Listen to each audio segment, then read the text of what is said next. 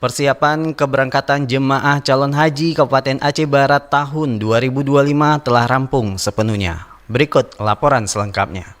Persiapan keberangkatan jemaah calon haji Kabupaten Aceh Barat tahun 2025 telah rampung sepenuhnya. Kepala Seksi Penyelenggara Haji dan Umrah Kementerian Agama Aceh Barat, Dedi Kamarlis, menyampaikan bahwa seluruh kelengkapan jemaah mulai dari paspor, koper, ID card hingga pelaksanaan manasik haji telah tuntas sesuai jadwal. Saat ini paspor semuanya sudah kita serahkan ke Kanwil, dan mudah-mudahan ke depan ini akan kita bagikan perlengkapan jamaah berupa koper dan lain-lain sebagainya.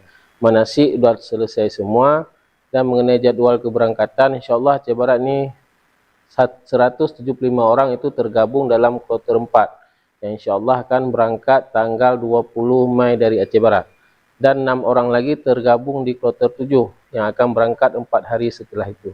Untuk usia yang lanjut, kita ada sekitar 8 orang, yang tertua itu 94 tahun, Bapak Jamaluddin dari Kecamatan KW16, dan jamaah yang termuda itu atas nama Muhammad Adin Imtiaz dengan usia 18 tahun dari Kecamatan Johan Palawa. Pelepasan simbolis bagi seluruh jemaah akan dilaksanakan pada tanggal 14 Mei 2025 di Masjid Agung Baitul Makmur, Melabu. Acara ini turut diiringi dengan tradisi pesejuk atau tepung tawar sebagai bentuk doa keselamatan sebelum keberangkatan ke Tanah Suci.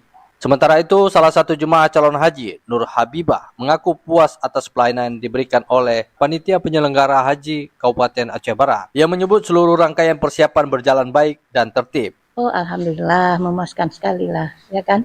Mulai dari manasiknya, dari persiapannya, pokoknya alhamdulillah bagi saya cukup memuaskan. Kemenak Aceh Barat juga menghimbau jemaah untuk menjaga kondisi fisik dan mental menjelang keberangkatan serta memastikan barang bawaan sesuai ketentuan.